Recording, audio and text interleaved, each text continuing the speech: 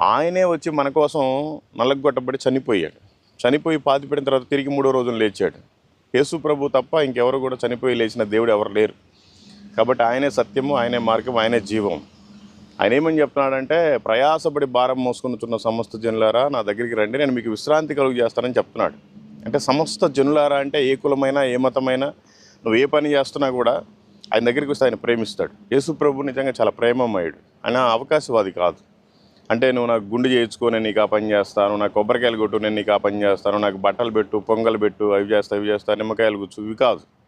ఆయనకి మన హృదయం కావాలి. ఈ ప్రపంచాన్నే కలుగు చేసిన దేవుడికి కనీసం తలవాల్చుకోవడానికి కూడా స్థలం లేదు. ఆయన మన హృదయంలోనే ఉంటాడు. మన హృదయంలో ఆయన ఉండాలి దేవుడు కనుక. మనం దేవుడికి అవకాశం ఇవ్వకుండా ఈ లోక కార్యాల్లో పడిపోతున్నాం. అది మంచి పద్ధతి కాదు. మీరు కూడా ఏమనుకోకుండా ఇంకేమన్నా